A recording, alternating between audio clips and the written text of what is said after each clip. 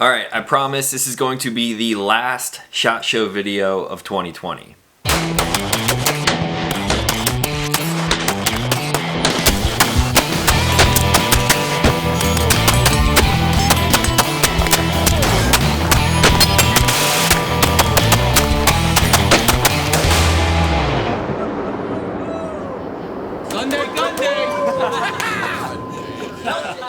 What's going on, everyone? My name is Talon Sai and you are watching Sunday GUNDAY. I hope you guys are having a great Sunday so far. I know it's probably beat to death by now, but I do want to get out just one last SHOT Show coverage video of 2020. SHOT Show just passed last week. I'm back at home now and I'm sifting through some of the footage. A lot of this stuff I collected after the first two videos that I've already posted. I've got a vlog style coverage of day one over on the main channel, and then I have the industry range day coverage here on this channel, which you may have saw last week. And I took all of the comments from those videos and everything that you guys asked me on Instagram, and I went around the SHOT Show floor getting some B-roll of a lot of the stuff that some of you guys are probably interested in.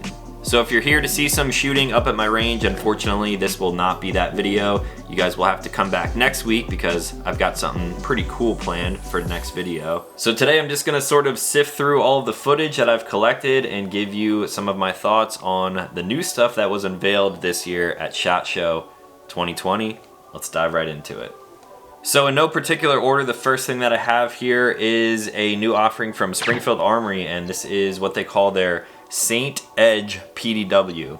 This thing is an insanely small package, just like most PDWs or personal defense weapons. It's chambered in 5.56 and coming in with an MSRP of $16.99. It comes with a 5.5-inch barrel, the Maximum Defense muzzle device. It's basically like a cone that directs all of that blast forward out of the barrel.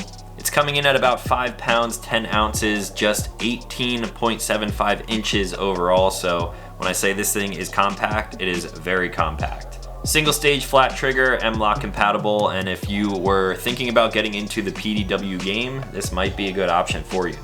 It looks like the next thing I did was swing by the EVIC booth where I ran into my buddy Greg, and he was testing out some new magazines for Airsoft. I'm not gonna pretend like I know what I'm talking about here, but these new mags supposedly hold 250 rounds or 250 BBs. So check out this clip of him running a full mag, topped off to completely empty. You go 3, 2, 1, action.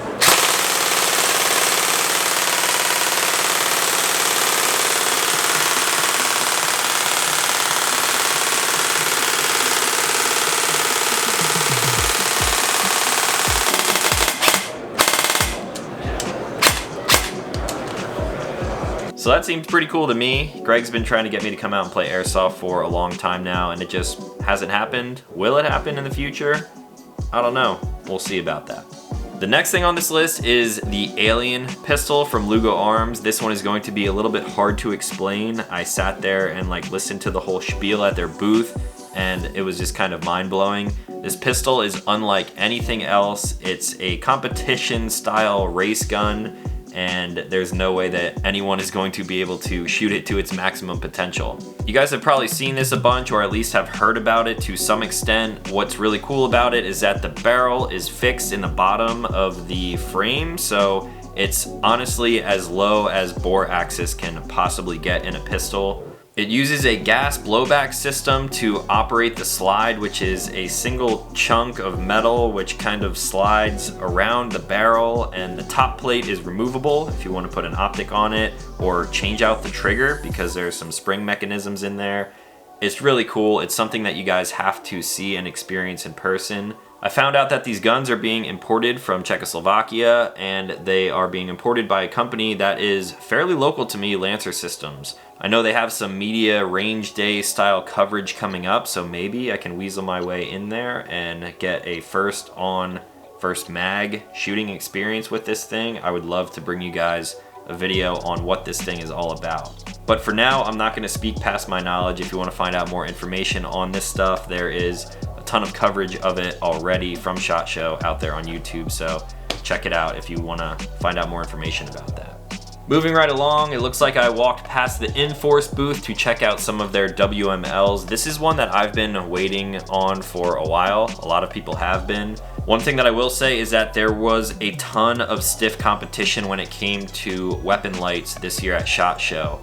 A lot of companies are coming out with really high output stuff, great form factor, good materials. I think there's a lot of hype around the accessory game this year when it comes to light and optics as well, which you may see either in this video or a previous video. So this here is a WML, which will hopefully be released sometime soon. There's a couple different mounting options for it. You have a tail cap, which you can plug in and then run a pressure pad wherever you see fit on a rifle. And then the one thing that I always bug them about, and I'm sure everyone else does, I wanted to see the Inforce APL or the APL-C in an aluminum housing.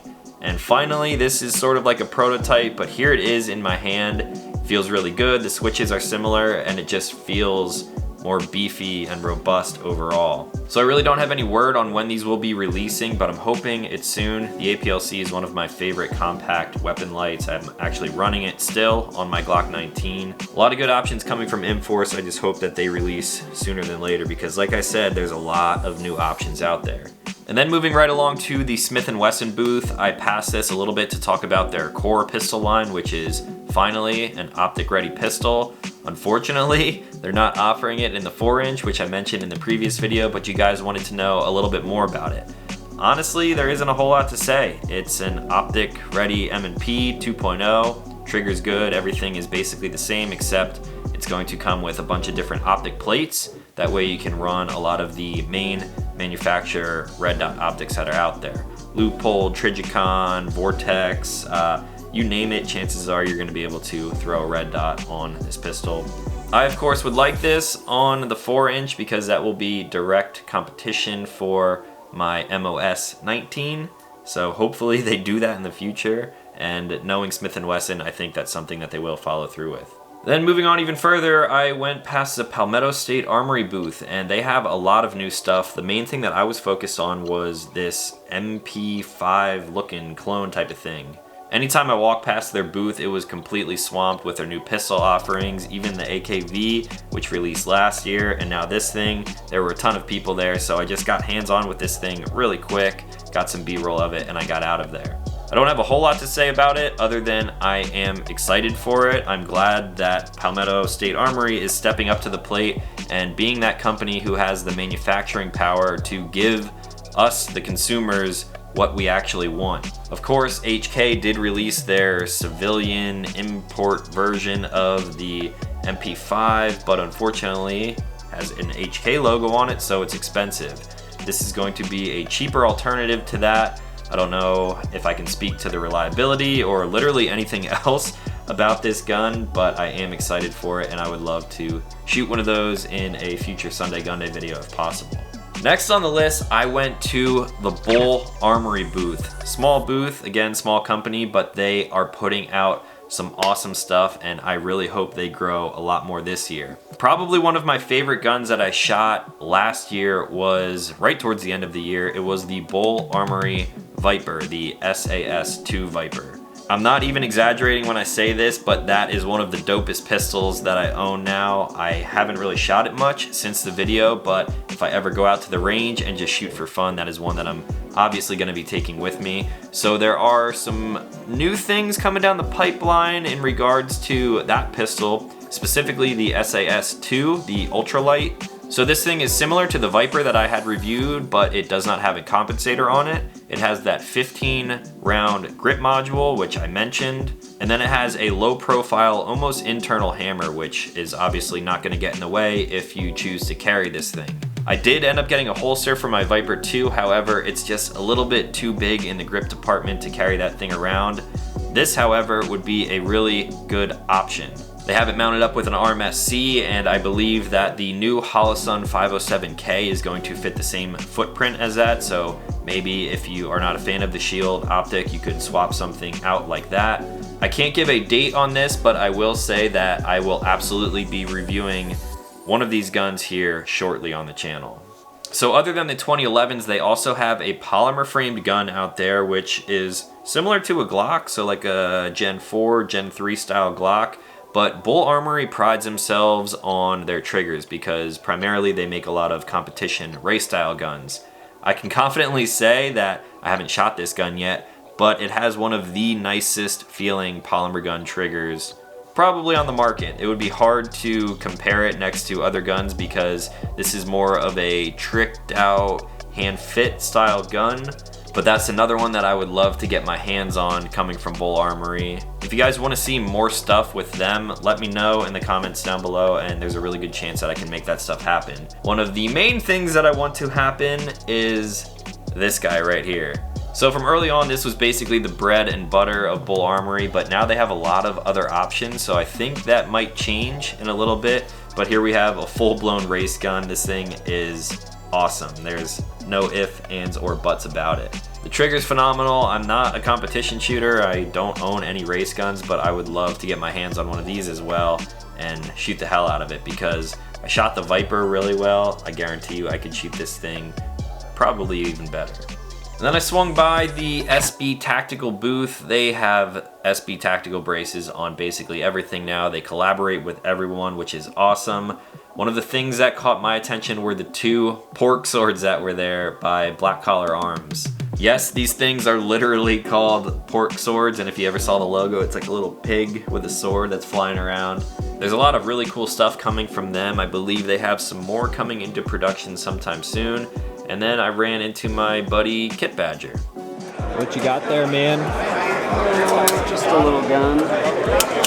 Sugar Weasel. Have you ever seen one of those before? I've never seen number 740 because mine's number 1. But is it really? It is. You jerk.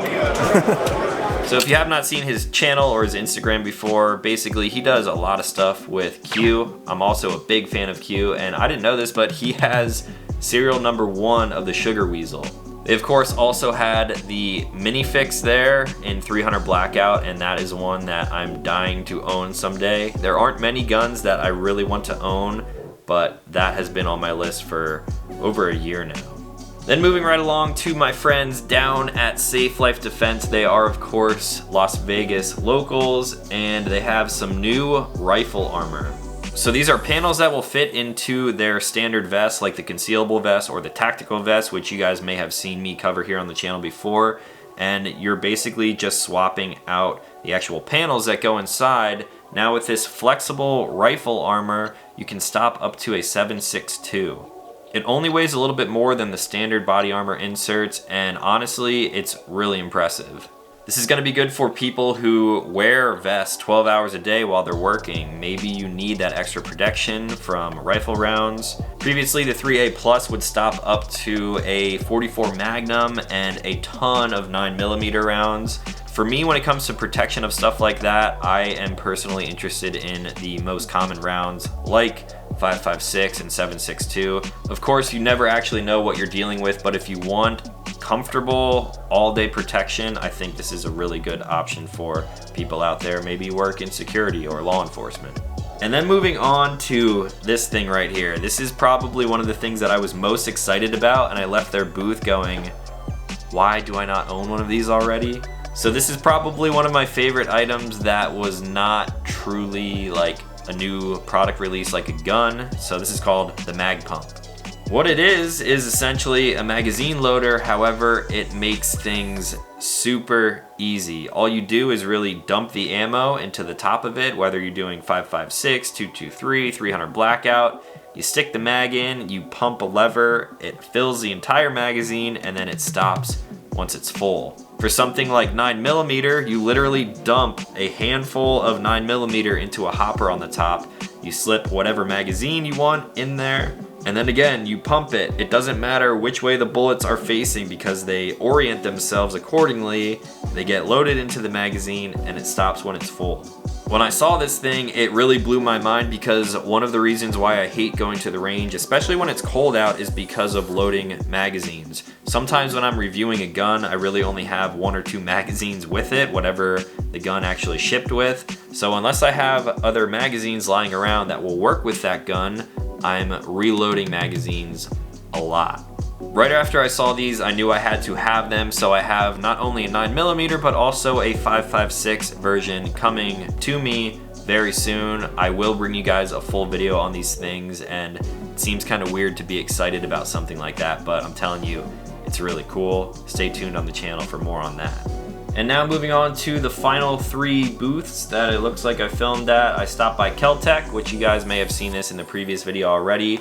The little 22 handgun, the P17, they had that one there fitted up with a suppressor, so that thing was pretty cool. Again, that's really similar to the PMR 30, however, instead of WMR, it shoots 22 long rifle. If you're looking for an inexpensive way to shoot a lot of rounds, that would probably be a good option for you. Then I swung by the Surefire booth where I checked out a ton of their new light offerings. Something that I might get into in the future here is shooting with some more IR stuff, if you are picking up what I'm putting down. So they have a lot of new stuff coming from Surefire like always, and you guys are gonna see some of that on the channel in the future. And then I walked past the STI booth, which is right in the same area, and you guys wanted to know more about the Staccato line. I've already covered the Staccato C and the Staccato P. You can find those videos here on this channel. So they extended that line even further in the typical STI fashion. They made things with longer slides and compensated barrels and different grip modules, and there's just a lot of new stuff coming from them. Here you see the Staccato C squared. Basically, it's the Staccato C, but with a 2011 grip module, so it's actually gonna be double stack, and it has a longer slide on it. If you guys like really high tolerances and ultra smooth shooting guns, then I guarantee you would enjoy shooting an STI pistol.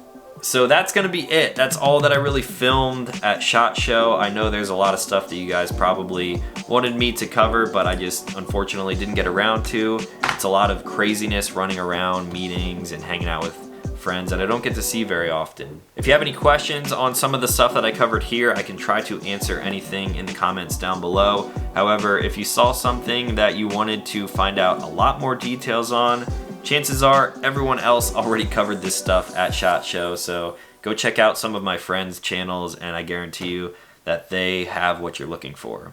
So that's all that I have for today. If you're new to the channel, consider clicking subscribe. I make new videos every week. We're going to be back on the range next Sunday, and I'm looking forward to that one. I hope you guys are too. That's all. Thank you guys for watching. I'll talk to you in the next one.